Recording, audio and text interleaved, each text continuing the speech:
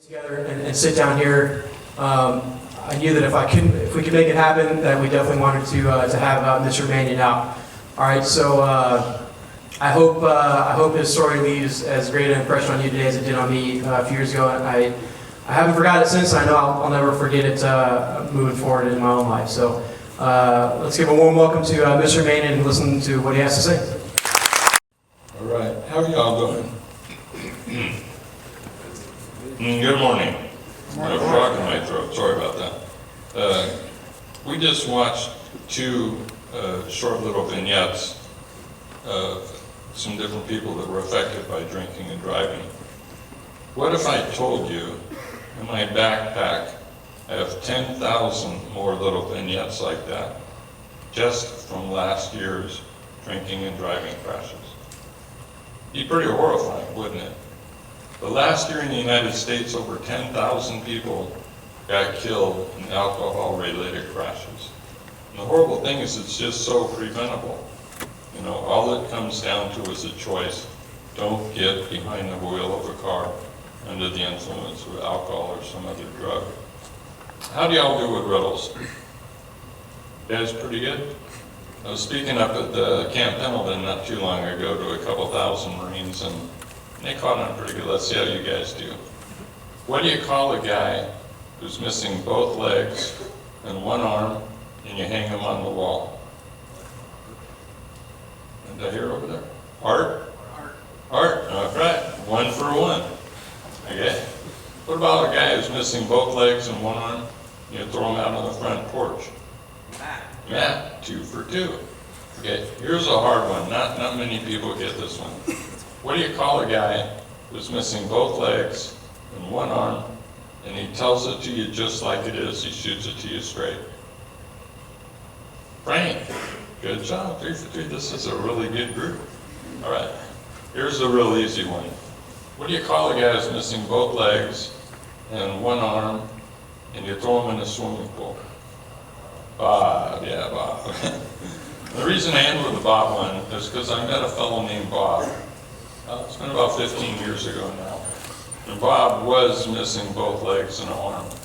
I'll tell you, Bob was not happy about that. He was 1 year out of high school. He lived up in the Washington area.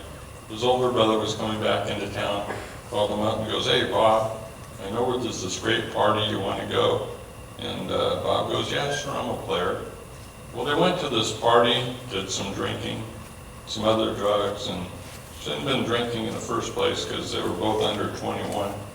And there's good reason for that too, because I don't know if you knew it, but your brain does not stop developing until somewhere between the ages of about 21 and 25. So when you're throwing alcohol and other drugs and stuff at your brain, what you're doing is you're damaging your brain while it's in its growing processes. There are studies out there that will show that later on in life you will have a harder time in decision-making processes and also in remembering things. So in essence, you're kind of crippling your future. But anyways, yeah, they were drinking and doing the other thing. And after the party, Bob's older brother was driving the car down the road, ended up running into a power pole, knocked the power pole down, and then the car creamed down into the bottom of this canyon. Totally wiped out the car. Both Bob and his brother jumped out of the car, not a scratch on them. Oh, whoa, this is so cool. So each time they'd been doing the drinking and driving thing, drug thing, they came away unscathed. And alcohol and other drugs will sell you that lie. Nothing might happen the first time, second time, nth time, who knows, but eventually it turns around and bites you in the butt. Well, sure enough, their confidence levels up, and Bob ended up working his way back up through the down brush in the canyon there. When he got up to the top, he reached his arm up to pull himself up the rest of the way. His arm hit the down power line. Something like 13,000 volts of electricity went through his body. His brother got up to him, flagged down a car, got him to a hospital. He was still alive. And first thing he had to do was amputate his right arm and sear to a crisp. About a month later, they had to cut off his right leg. They couldn't save that one. And a month after that, they couldn't save his left leg either. had to cut it right off by the stump. Bob's been rolling around in a wheelchair now for, I think, 26 plus years, missing both legs and an arm. And if he was here today, he'd say, please don't drink and drive. Please stay away from drugs. Look what happened to me. It's another person I met. She lives in the Michigan, Wisconsin area. She ended up having problems with a boyfriend. So what does she decide to do? Go to a bar, drown her sorrows. That's smart. Alcohol is a depressant. You're already feeling bad from the situation. All you're going to do is make the matters worse. So she went to this bar, did some drinking, got back in her car afterwards, was driving away. She was in a convertible. Got in a single car crash, got ejected from her car, and used her face like sandpaper across the pavement. Now, if you saw the before and after pictures, it would make you sick. And the thing that was really bad on top of it was she was a model. She used to make money on her good looks, and her face is all nothing but scar tissue now. Last time I talked to her, she said the only thing keeps her sane today, she can't see how bad she looks after reconstructive surgery, but she lost both of her eyes in the crash. If she was here today, she'd tell you the same thing. Please don't drink and drive. Please stay away from drugs. I was speaking at the brig at Miramar, and one lady ended up coming up afterwards, and she was down on her hands and knees and crying. I go, well, what happened to you?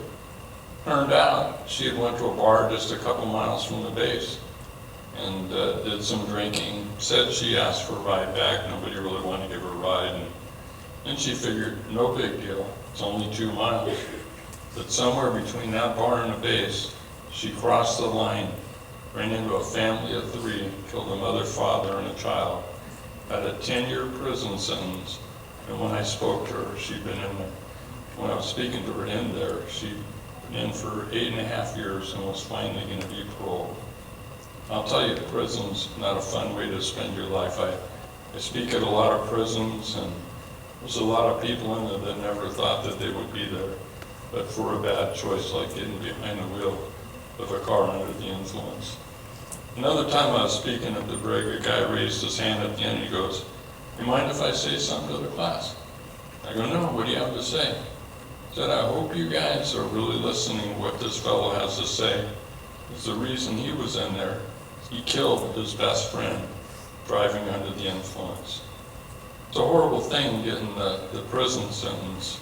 But what's worse is he will be living in what I call the prison of your mind, knowing what he did to his best friend and have to live with that for the rest of his life. Friends don't let friends drive drunk. And I'll tell you, I could tell you story after story after story, because I've met a lot of people over the last 25 years. In fact, over 2,000 that have been influenced with somebody dying in their family because of a drunk driving crash. Anyways, getting on to my story. How many people here, if you notice I'm in a wheelchair, raise your hand. All right, smart group. I'll tell you, you get to wondering sometimes. I was speaking at Mesa College here in San Diego, and I said about 200 students, and if you notice I'm in a wheelchair, raise your hand. Not one student raised their hand. And I got thinking, what kind of idiots are we raising today? So we got a good group here, I'll tell you. Anyways, I don't want you to feel sorry for me being in a wheelchair. I had a wonderful life. Was married for 23 years. I have 2 darling daughters. One of them is 27, the other one's 26. Great girls. And I'm so proud of them because, when they were going through high school and college, all their friends knew if they had anything to drink, any kind of drug, whatever in their system, call them up and they will come and pick them up in an instant to make sure they get from point A to point B safely, because they understand the consequences of a poor choice like that. Great kids, love my girls just a lot. Kind of really neat church in San Diego. Been real active for a lot of years. Had a couple of businesses which did pretty well. And life's just going good. Whenever I go around and speak, I never have to look for a place to sit down. I'm in a chair here. Pretty cool. I used to use a manual chair, and a fiercely independent person, finally I got to the point where I needed an electric chair. And now that I have it, I fought it tooth and nail, but now that I have it, I love it. It's got 4 speeds. You get out on the road, you can get cooking. The only thing I don't like about this is, let's see if we can find the button. I can't even find the button. Oh, it's on there somewhere. It's a horn. That's a really lame horn. So I'm going to see about getting a little big bazooka one. Anyways, truth of the matter, oh, well, has anybody here been to Disneyland? There's a big advantage. I'll tell you, when you're in a wheelchair, they take you and the whole party that's with you on the back exit, get to go right to the front of the line. It's killer. You go from ride to ride to ride, and I like that idea so much that I thought about starting another business, that I'm renting myself out to people who want to get I tell you, these wheelchairs do have some advantages. Oh my God. But the truth of the matter is, I would not choose to be in a wheelchair. Somebody else made that choice for me. It's coming up on 43 years. 43 years ago, I went to Madison High School in San Diego here, graduated with academic distinction. I was a 3-year varsity letterman on their tennis team, played on a CIF championship soccer team, was avid downhill skier, racquetball player, loved sports. That was a big part of my life. When I went on from Madison, I went on to San Diego State University, where I started working on a degree in marketing and business. Had a full-time job, worked a graveyard shift at a 7-Eleven mini mart, worked from 11 o'clock at night till 7 in the morning, and I used to scoot on out to classes. Also had a full-time girlfriend, so life was very, very busy. One of the other things that I liked to do was long-distance bicycle riding. Taken several long trips, the longest one being from San Diego all the way up to San Francisco. And one day I got talking to my best friend, my cousin Mike. "Oh, Mike, how'd you like to do a long-distance bicycle trip with me?" I said, "Yeah, it sounds like fun." So January 1974, we started planning this trip. By August of that year, we had a killer trip planned out for us. We're gonna ride our bicycles all the way up to through California up to Chico in the northern part. Once we get up there, we're gonna do some backpacking in Mount Shasta, some inner tubing down the Sacramento River. From there, gonna ride over to Boise, Idaho, where we had another friend that lived. She was gonna tour us around that area. And then from there, we're gonna go all the rest of the way up to Ely, Minnesota. It's way up by the Canadian border, where we had made arrangements to buy a canoe. And we're going to go up into Canada and do some canoe camping for about 3 weeks. Then somehow, when that was all done, we were going to try and find a different way to get back to San Diego. August 4th, 1974 rolled around, and we were ready.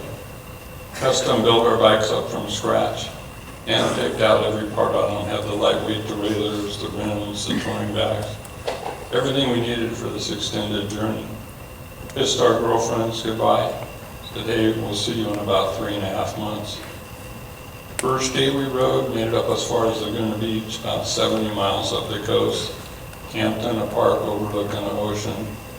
That was till about 2 o'clock in the morning, and around then there were a couple of police officers with flashlights. Turned out we missed the sign, said you couldn't camp there. We got kicked out, got an early start for our second day.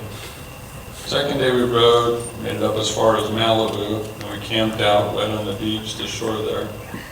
Next day we headed inland, went over the mountains, and ended up in a little town called Maricopa, over on the other side. Kind of a hot desert valley sort of area, and boy, did it get hot. Sun came up over the mountains that morning, you started frying inside your sleeping bags. We started riding pretty early again that day. By 1 o'clock, temperatures had reached 103 degrees in the shade. It's really hot for long-distance bicycle riding. We happened to be passing a community swimming pool, which looked really nice. So we spent the rest of the afternoon swimming and a ride that evening to make up for lost time.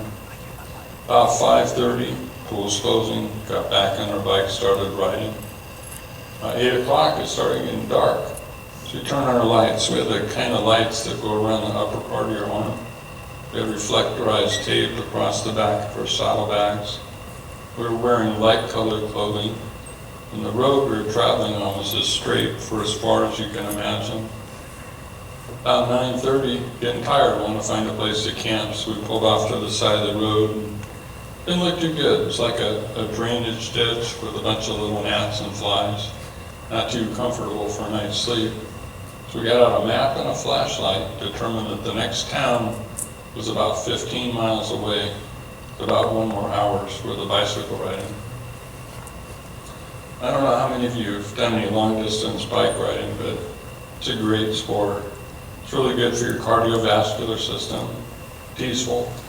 All you hear is that constant cranking of your pedals. And off in the distance in this particular area, there were oil rigs. You hear those big hammers going up and down, on up the oil from underground. But every 10 or 15 minutes or so, a car would go by, some lights would come up from behind, and you'd watch them vanish off into the distance.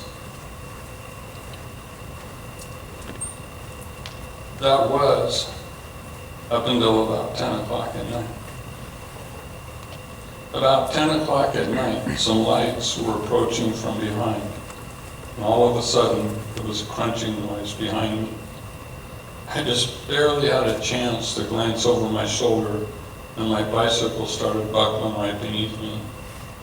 I used to always think, as good a shape as I was in, and as fast as my reflexes were, I wouldn't be able to back my feet out of the toe clips fast enough if I had to react in a split instant. Toe clips back in those days, it was like a leather strap that went over the top of your foot. That way when you're riding, you could pull up and push down, made for more efficient use of your energy in distance riding. Sure enough, I was trapped on my bicycle. Next thing that happened, both of my ankles snapped. Then the right front fender of the car ripped into the back of my right thigh and ripped it open right down to the bone.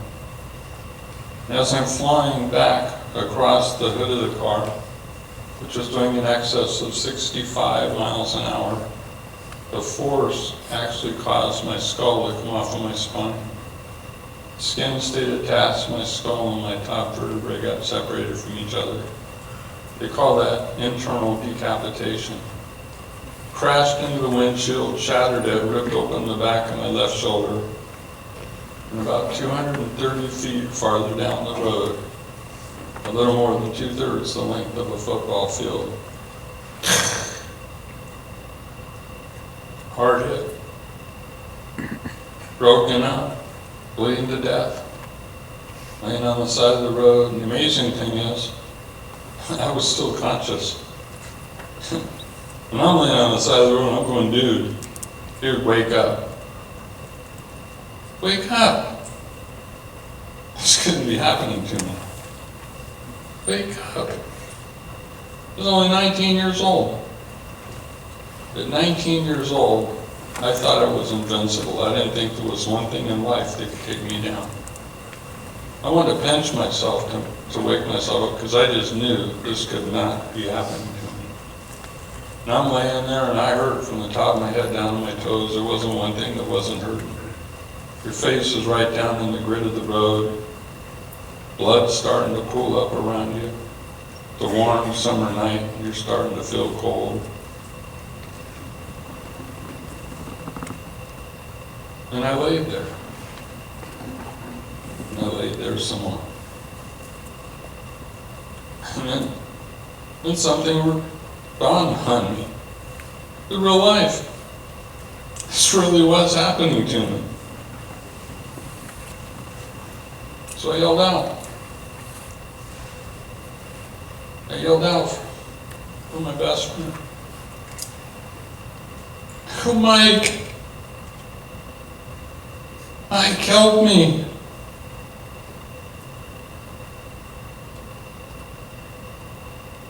I go, Mike, help me.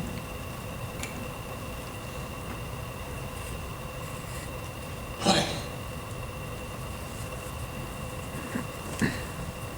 Mike, are you all right?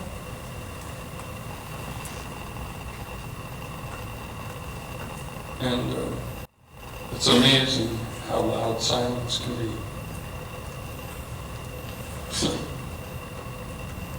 There wasn't any answer. See, my best friend, because of Mike wasn't as fortunate as I was, he ended up going under the car. And at his funeral, which I wasn't able to attend because I spent nearly the next year in a hospital, they ended up having to have a closed casket. You know what's amazing? It's been 42 years. And I can remember that night like it was yesterday. And when I tell my story, I relive my story. So why do I do this? Why do I put myself through the pain of thinking about it again? Because I love people. I love everybody that's in this room. I really care about our military too. I thank you so much for what you do for our country. And really, I want to help you get to the point or whatever where you make the choice where you will never be behind the wheel of a car under the influence of alcohol or some other drug. You don't want to get into a car with somebody else that's under the influence, because that can really screw up your life too. You know, and also, you all have the opportunity to influence your family and your friends and your other shipmates and stuff to make sure that that doesn't happen to them too. They make a positive difference in our world. And anyways, going back to my story, I was laying on the side of the road. Didn't look good, but fortunately there was a house close enough to heard the sound of the crash. Called for ambulance. Next thing you know, they get an ambulance out to me. They're strapping me to a gurney and they load me into the back of this ambulance where you feel like you're being entombed. The whole operation took about 45 minutes before they got me to the hospital. By the time I got to the hospital, I went into respiratory arrest. I stopped breathing. They revived me again. I stopped breathing. It was a seesaw battle. The first thing they did is they slit open my gut from my waist right on up my chest, checked inside for internal injuries. Everything was bruised or bleeding badly. Patched me up the best they could there. Then they noticed I was losing all my feeling from my neck down. Flipped me over on the table. You want to see a gnarly scar? Got to see the one going up the back of my neck.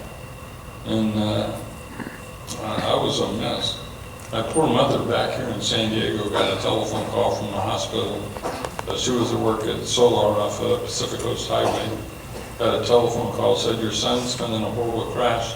You better get up to Bakersfield here to see him. My mom asked the person that called, she goes, do I have enough time to drive? He said, no, if you hope to see your son alive, you better take a flight. We really doubt he'll live that long. I don't know how many of you are parents or hoping to be a parent someday, but I'll tell you, that's a parent's worst nightmare. If I heard that about one of my daughters, I would be crushed. My mom immediately called our church, got them to start praying, went on prayer chains around the country.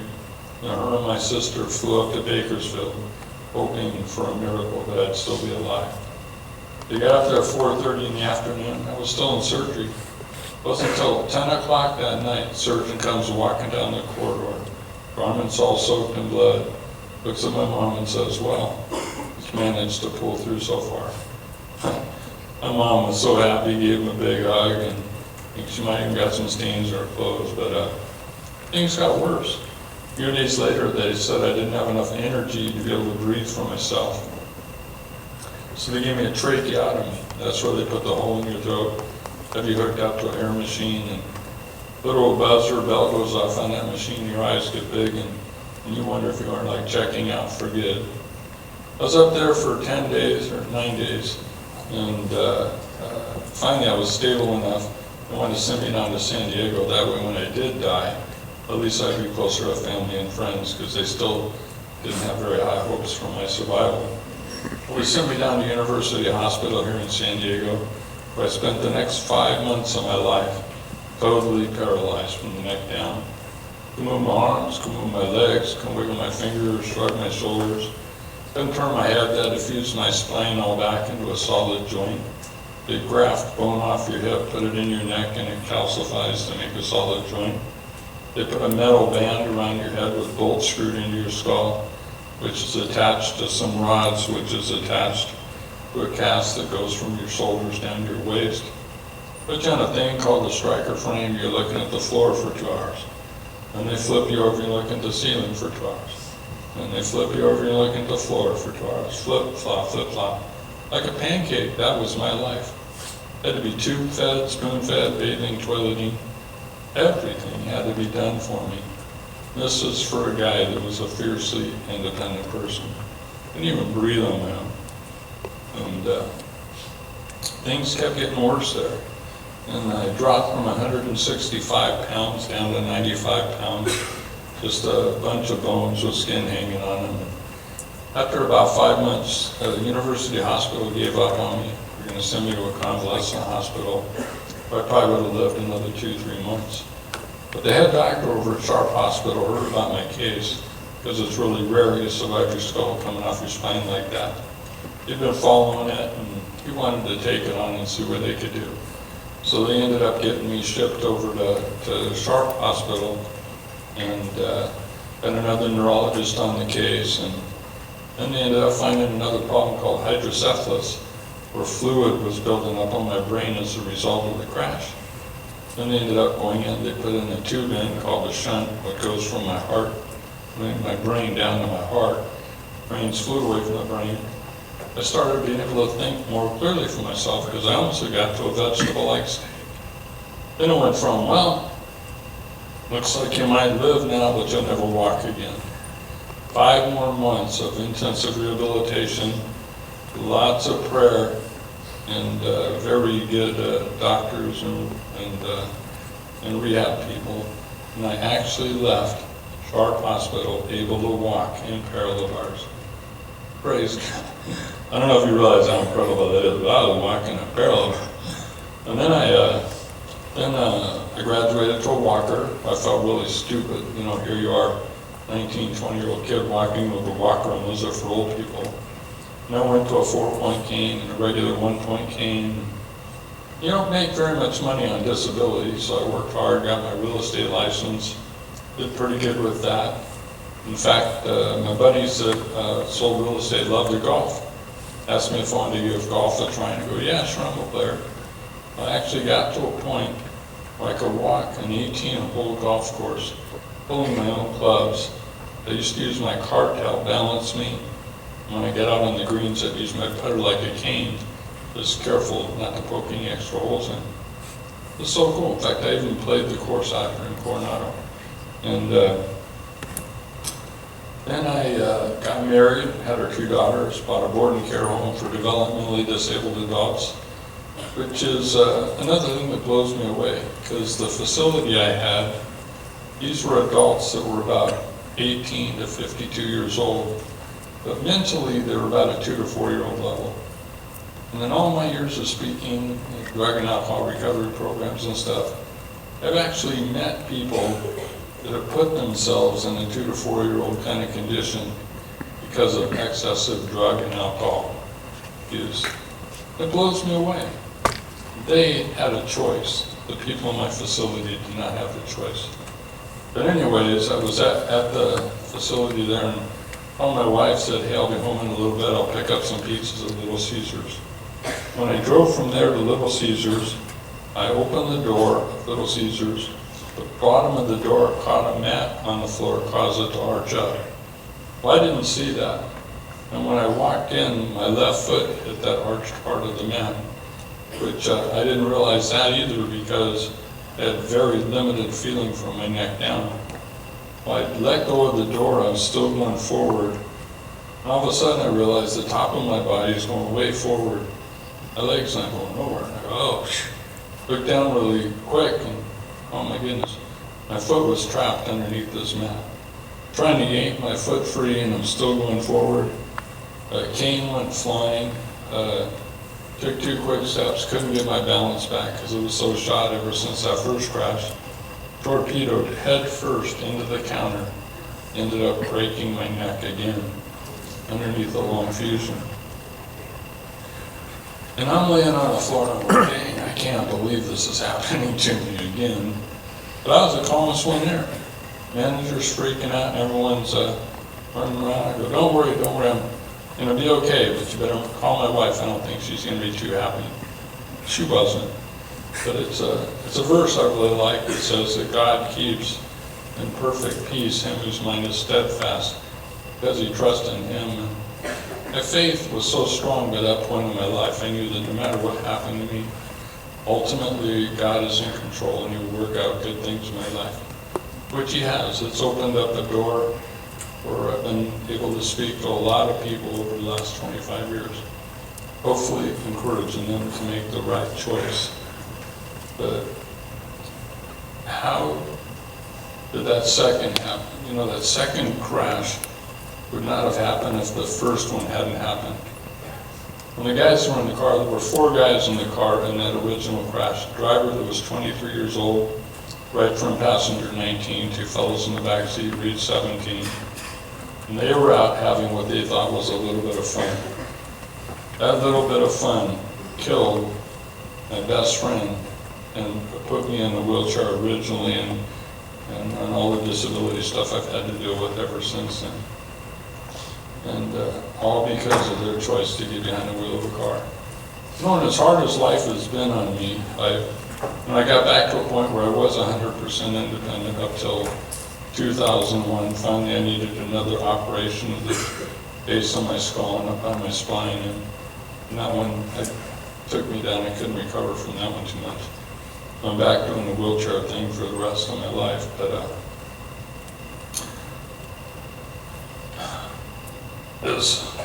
it's made life hard, but you know, as hard as life is on me, I'd rather be in my shoes than the guys that are in the shoes of the car that hit me.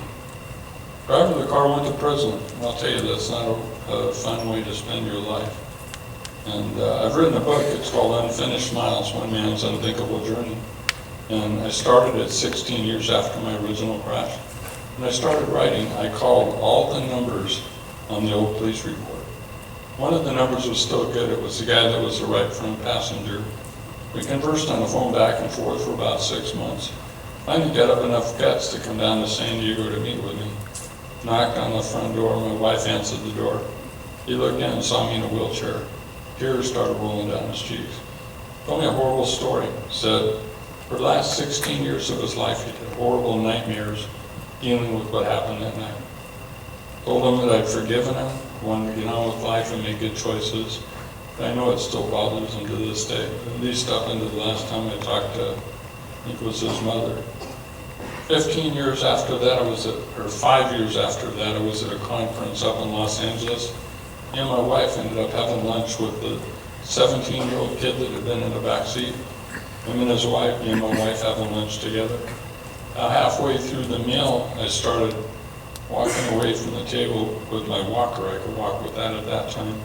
My wife said as soon as I left the table, the guy broke down and started crying. Said he'd do anything to take back that choice that had so much devastated his life. In fact, he became a full-blown alcoholic from that original crash, trying to deal with the grief and stuff that he was feeling. When we met with him, he'd finally been off the alcohol for a couple of years. But he still remembers that time vividly. Again, I told him that I'd forgiven him, but I'm sure it still bothers him. He was the one that went running back down the road that night. Imagine yourself under the influence, you're running back down the road. As you get closer to where the bicycles were, you could hear the tick, tick, tick noise of one 10-speed tire still turning. And as you got closer to my crumpled up body, couldn't see anything, bent over, lit the match. I'm gurgling up blood out of my mouth. And he put his hand on my forehead and he goes, "You're going to be all right. I'm going to go get help. Please, please don't die." And that's etched in his mind for the rest of his life. And again, that's why I'm here speaking to you, because I don't want you to be in their shoes. I don't want you to have to be in my shoes, or I don't want you to have to be in the early grade. And last thing, I have a couple things. I have a good friend that runs recovery homes up in the Ramona area called In the Steps Ministries. They have about 50 people that live in there. You know, when I speak at the drug and alcohol recovery programs, in all my years, I have yet to meet one person that thought that after that first drink, or that first line of cocaine, or that first hit on marijuana or whatever, nobody ever thought that it would so control their lives that they need to be in a recovery home. Not one. And I've met thousands. You know, so really, don't get going on that route, you know, because it just leads to destruction. My good friend that runs the place there, he was All-State Michigan wrestling, football, star athlete. Went to Vietnam, frontline fighter over from Vietnam, saw lots of action over there. Came back to the United States, went to a bar with a couple of his buddies. Did some drinking, and he was the one driving the car. You know, shouldn't have been driving the car. Afterwards, ended up rolling the car. One of the guys in the car, I think, broke a leg. The other one didn't get hurt. But my best friend ended up becoming a C6 quadriplegic. When he had got back from Vietnam, he had a full ride scholarship for golf awaiting him. He's never picked up a golf club since. And I'll tell you, he still remembers that. In fact, he remembers what haunts him is he remembers a guy that came into his high school pleading with him, "Please don't drink and drive. Please stay away from drugs. Look what happened to me." And you know what my best friend did? He blew him away. Because you know what? That could never happen to me. And he spent the last, I think, 46 years of his life now remembering that did happen to him. It's changed his life around. He's a wonderful guy trying to help people put their lives back together. And if he was here today, I'd tell you the same thing. Please don't drink and drive. Last thing. This little story I heard the other day. There was this guy. He walked into this market where he'd been shopping for years. This day when he walked in, he noticed there was a cage by the door with a parrot in it. He thought that was kind of interesting. He goes around, he's buying his groceries, he's checking out. He goes over to the bird, goes, "Polly, want a cracker?" The bird just looked at him, goes, "Your wife's a dog." He looked at the bird, could not believe the bird said that, but he thought it was kind of cute. Goes home, comes back in the next week, goes around, he's buying his groceries, he's checking out. He's walking back by the bird, and the bird goes, "Your wife's a dog."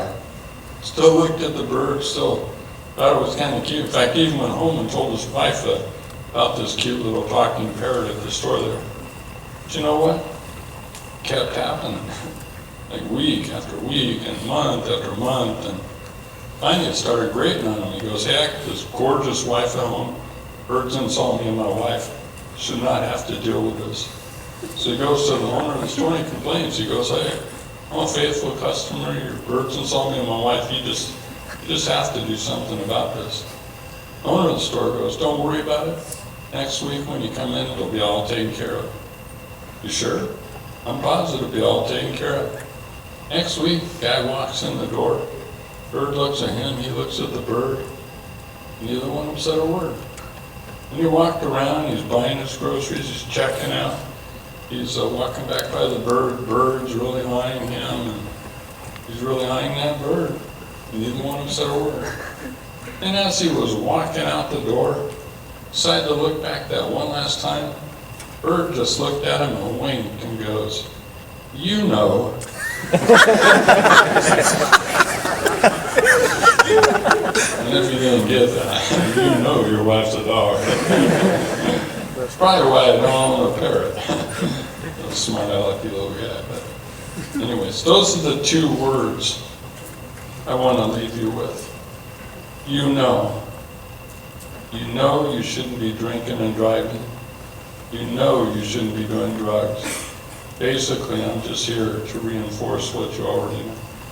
And really, I do thank you for your service to our country, and God bless America. And I don't know, I did bring a few of my books with me. Normally, I haven't been doing this, but I ran into an officer, books about 6 years ago, and had given them to his sons who were just about ready to get a driver's license. And he made each one of them read it and write out a book report to make sure they read it. And he goes, he really accounts that for helping his sons. They've had no problems with drinking and driving and drugs. Anyways, God bless you guys. Thank you very much.